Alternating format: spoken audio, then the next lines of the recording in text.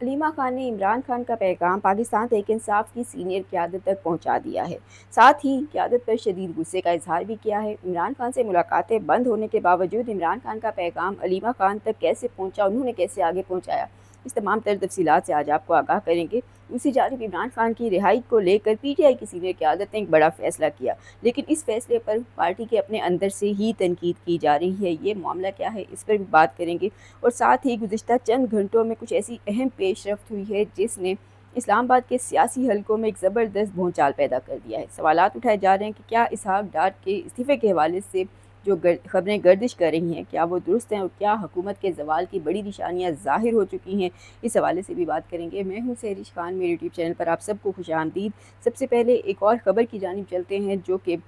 Senior صحافی ارشد شریف قتل case کے حوالے سے تھی۔ سپریم کورٹ اسلام آباد کے اندر جو کچھ ہوا اور پھر وفاقی آئینی عدالت کے اندر جس طرح کیس کی فائل بند ہوئی وہ سب کے سامنے ہے، لیکن اب کینیا کی سپریم کورٹ نے ارشد شریف شہید کے کیس میں ملوث پولیس اہلکاروں کے خلاف کسی قسم کی فوجداری کارروائی شروع نہ کرنے کا فیصلہ دے دیا ہے، اور اس فیصلے کے بعد شہید کی فیملی جو ہے اس میں کافی زیادہ مایوسی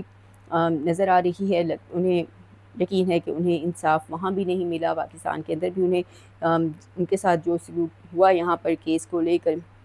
وہ اس سے مطمئن نظر نہیں آتے۔ بہرحال اب چلتے ہیں اگلی خبر کی جانب جو کہ موجودہ صورتحال ہے۔ کچھ گھنٹوں کے اندر کچھ ایسی بڑی پیش رفت ہوئی ہے اور کچھ ایسے معاملات سامنے آئے ہیں جس نے بظاہر ملک کی سیاسی صورتحال جو ہے اس کو تیزی کے ساتھ بدلا ہے۔ اسلام آباد کے سیاسی حلقوں میں ایک زبردست بھونچال نظر آ رہا ہے، اور اب براہ راست سوالات اٹھائے جا رہے ہیں کہ کیا نائب وزیر اعظم اپنے عہدے سے استعفیٰ دینے جا رہے ہیں، کیا حکومت کے زوال کی نشانیاں ظاہر ہو رہی ہیں۔ سب سے پہلے اگر بات کریں برطانیہ کے ایک اخبار کی ایک رپورٹ کے حوالے سے جو کہ بڑی دلچسپ ہے اور ملکی سیاسی صورتحال کے اوپر اس میں بات کی گئی ہے، تو اس رپورٹ کے مطابق موجودہ حکومت کے سامنے جو سب سے بڑا چیلنج ہے پاکستان میں وہ ہے معاشی بحران۔ پچھلے 4 سالوں سے ملک میں کوئی بڑی سرمایہ کاری نہیں ہو سکی، تمام تر حکومتی دعووں کے باوجود ایک طرف دیکھیں مہنگائی ہے، افراط زر، بے روزگاری، امن و امان کی صورتحال، ہر جگہ ہی مسائل نظر آتے ہیں۔ غریب عوام کو کہیں بھی ریلیف نہیں مل سکا، اور عوام کے اندر حکومت کوئی بیانیہ بنانے میں بھی ناکام رہی۔ یہی دوسرا بڑا چیلنج بھی ہے جو کہ سابق وزیر اعظم عمران خان کی مقبولیت کا توڑ نکالنا، جو حکومت اپنے سر پہ ایک بڑا کام ذمہ داری سمجھتی تھی، اور شروع میں جب آئے تھے 2024 کے انتخابات کے بعد حکومت جب ملی تو وہ سمجھتے تھے کہ اس کام کو بڑی آسانی کے ساتھ اب کر دیا جائے گا، لیکن اس کے اندر بھی کامیابی حاصل نہیں ہو سکی۔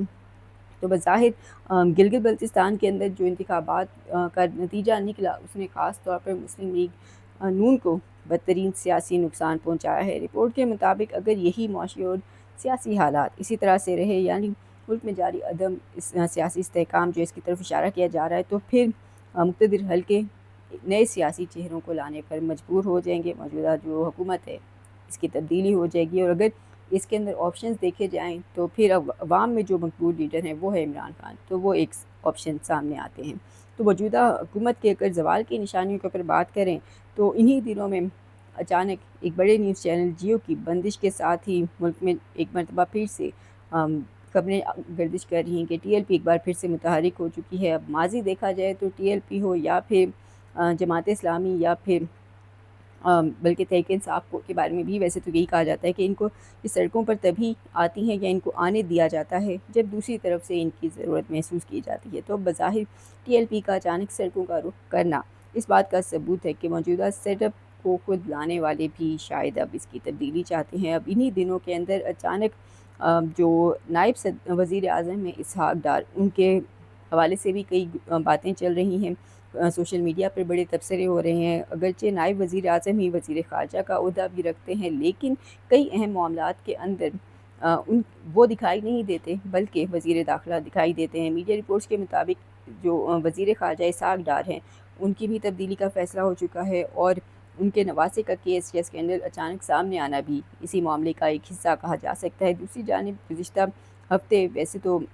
فیصل وابڈہ حکومت پہ گزشتہ چند ہفتوں سے مسلسل تنقید کر رہے ہیں، حکومت کے بے رحم احتساب کی طرف اشارہ بھی کر رہے ہیں کہ آنے والے وقت میں ایک کڑا قسم کا احتساب ہو رہا ہے، اور یہ بھی کہہ رہے ہیں کہ کچھ ویڈیوز اور آڈیوز یا کرپشن کے جو اسکینڈلز ہیں ان کی بھی بڑی فائلز تیار ہو چکی ہیں اور ہر چیز پر نظر رکھی جا رہی ہے، لیکن حکومت اس سے پہلے تک مسلسل غیر سنجیدہ قرار دے رہی تھی، ان کے اوپر زیادہ بات چیت بھی نہیں کی جاتی، لیکن اس بار فیصل وابڈہ نے جو ٹویٹ کیا ہے اس نے خود نون لیگ کے اپنے اندر بھی کافی ہلچل مچا دی ہے۔ اس بار فیصل وابڈہ کا جو ٹویٹ ہے یہ بظاہر محض ایک بیان نظر نہیں آتا، بلکہ